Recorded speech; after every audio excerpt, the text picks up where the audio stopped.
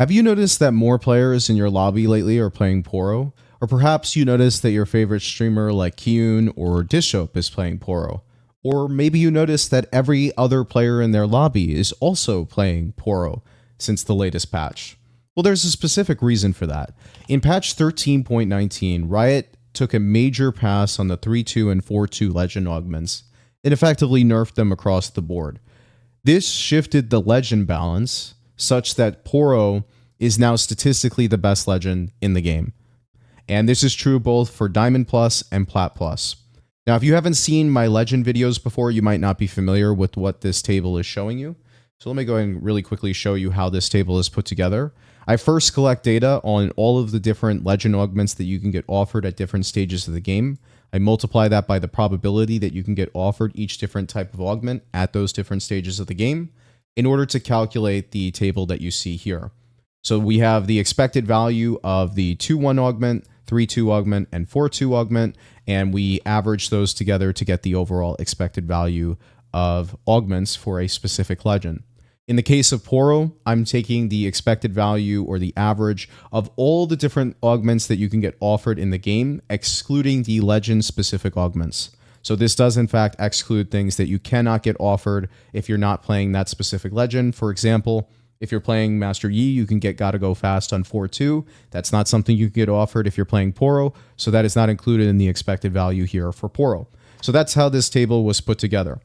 Now the big thing of note here is that in 3-2 and 4-2, none of the legends have any chance of beating Poro.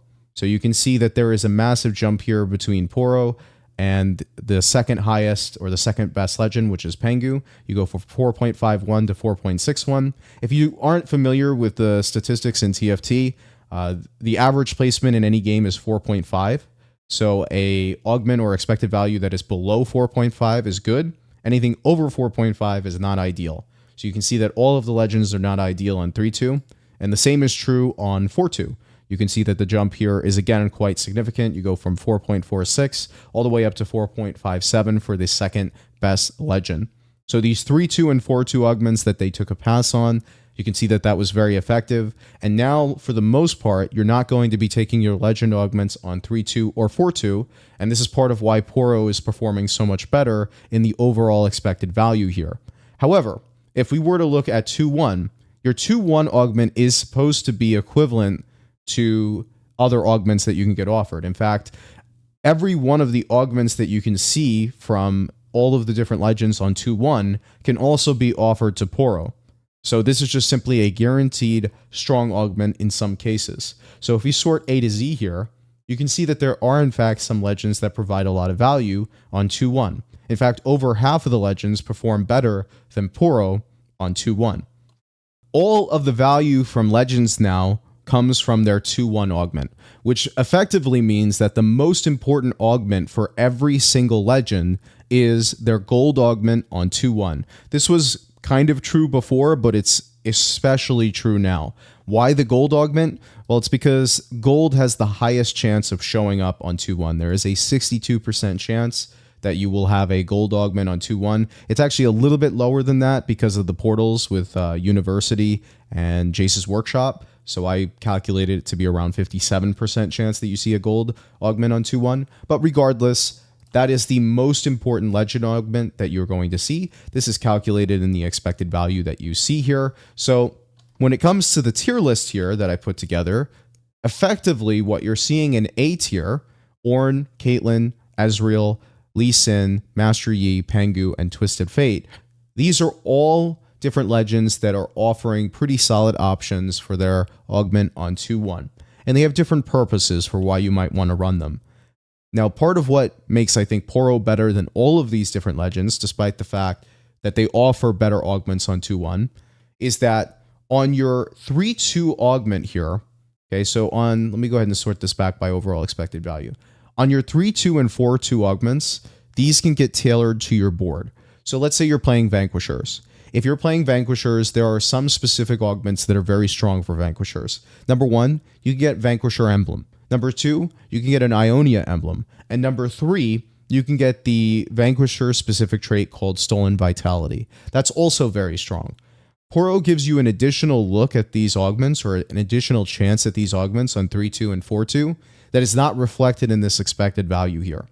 So even accounting or not accounting for that, Poro is statistically the best overall legend that you can play. But when you account for that as well, that increases the gap by even more, in my opinion.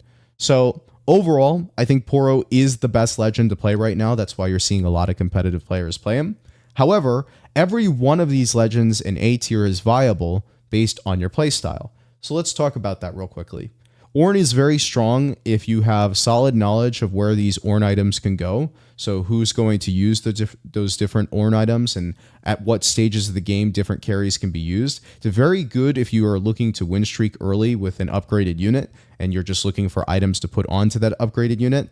Ornn can be very impactful for that. So if you have a 2-star tank with Anima Visage or Eternal Winter, that's almost always going to win streak in stage 2. If you have like a Samira 2 with Trickster's Glass, that can be very strong.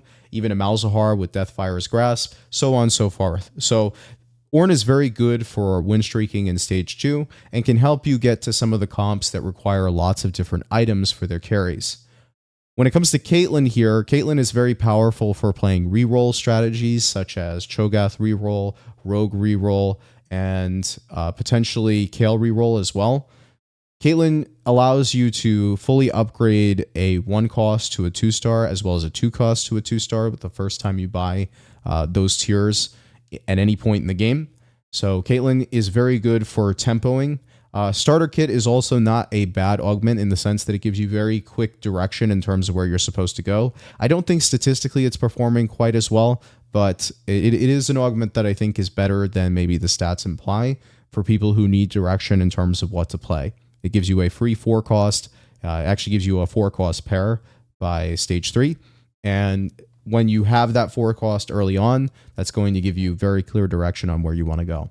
Ezreal just gives you a lot of good items or a lot of different components. Again, can help you build many carries as well as a solidly built tank. That's really the idea behind both Ornn and Ezreal, just that Ezreal gives you components instead of an Ornn artifact. They perform quite similarly, and I think a large part for why that is because they did a pretty large nerf to a lot of the different Ornn items in the patch 13.19 patch. Lee Sin is really good if you're looking to play reroll as well. So both Caitlyn and Lee Sin can get played with reroll. And Lee Sin is more focused on getting something like Trade Sector and being able to roll for 1 and 2 cost 3 stars, ideally, because you get the maximum value out of having that from as early as stage 2. Master Yi, you get Pumping Up. And with Pumping Up, you're looking to play, in my experience, Gunners is pretty strong with it. And you're just looking for things that get a lot of value out of attack speed. So these are units that have a lot of attack damage or a lot of AP and can benefit from mana generation. So that's kind of, in my opinion, where Master Yi fits in. Pengu is all about Piltover. If you're able to get that early additional HP from Metabolic Accelerator or Tiniest Titan and able to use that to your advantage with something like Piltover, it's very strong. However, with Tiniest Titan in particular, you do not need to have Piltover at all. It's not that important. You could play any comp you want with Tiniest Titan. The economy you get from that augment is just very strong. And then lastly, we have Twisted Fate here in A tier. With Twisted Fate, you're looking to force a particular line because you're able to guide your items towards whatever BIS is for that particular line. So you want to know that what that line is as early as possible, or what comp you're playing as early as possible. Very strong for comps that need BIS. For example, Cho'Gath needs complete BIS. You really can't substitute any of the items on Cho'Gath unless it's like an Ornn artifact, for example. But outside of that, you almost always have to play Bramblevest, Declaw, and Redemption on Cho'Gath. Otherwise, he doesn't scale well into the late game. So Pandora's items is really good for different comps like that, require very specific items on your carries or your tanks. Bard is in my opinion, a slightly weaker version of Ornn and Ezreal, where you're getting lots of different items throughout the game. I think his Prismatic is I think it's pretty solid, actually, for tempo. But outside of that, I generally consider Bard to be a weaker version of Ornn and Ezreal, where you're getting additional components, but And you do get a little bit of agency over those components, which you do not get from Ezreal. So I think you get component anvils when it comes to Bard as opposed to just random components. And that might be a little bit more valuable for you if you are maybe a little bit more limited in the lines that you're familiar with. Urf is yet again falling prey to the same issue that he usually does, which is that you need to know a lot about the game in order to play him. And even if you do know a lot about the game, you're still playing somewhat of a roulette in terms of what emblem you're able to get. And you need to, generally speaking, pop it relatively early in order to tailor your game towards whatever emblem you're able to get. But it can be very strong if you get something like Ionia +1 right now. So I think Urf has the potential to be A tier if you have a lot of knowledge of the game and the different lines that you could take with him. However, the stats show that he's not that good. Vladimir is a combat-based augment that he offers on 2-1. It's not bad, Transfusion. The only thing that kind of sucks about taking Transfusion on 2-1 is that it kind of discourages you from winning. You don't get any value from your augment if you win all of stage 2. Winning on stage 2 is great, but this sort of goes against that philosophy. So generally speaking, I'm not in love with Vladimir, especially now that you're not going to take his 3-2 and 4-2 augments, which used to synergize very well. But because everything is generally speaking weaker than it was before, just Vladimir doesn't feel at his strongest point here. Sol sort of has the same issue where a lot of the fast 9 comps are getting punished by some of the tempo of the lobbies at the moment.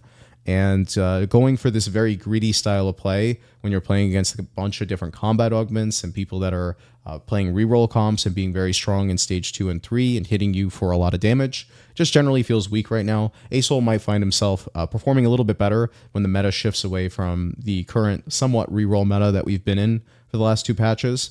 Draven statistically is actually performing quite well, but I'm not so sure that that's going to hold true. The whole variability when it comes to Draven is that Spoils of War is performing okay on 2-1, but the only circumstances where you should take Spoils of War on 2-1 is if you're already high rolling. So you might be better off playing a different legend if you're already high rolling. For example, if you play Ornn, you can pretty much guarantee your win streak.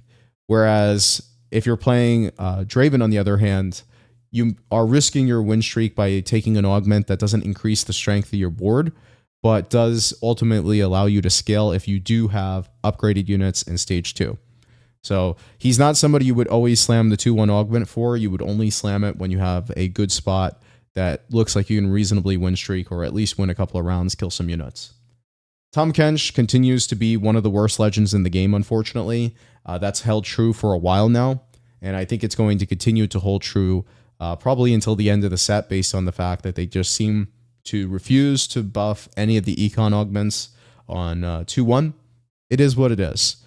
His 3-2 and 4-2 augments have been untakeable for a long time, and they are still untakeable now. Veigar, the main thing is that while Jeweled Lotus is not actually that bad of an augment, on 2-1 it's not very strong because the way that crit works is it's a multiplier. And in order for multipliers to work, you need to be multiplying a strong base.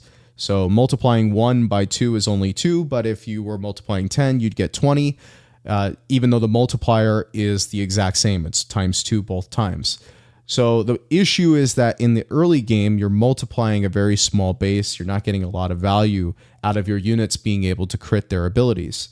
In the late game, the reason why Jeweled Lotus is so much better is because now you have items on your carries that are giving AD or AP.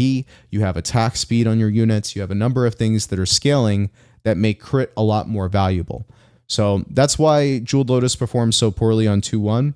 And as a result of that, Veigar, unfortunately, is not one of the... It's actually, in my opinion, the worst combat legend that exists in the game right now.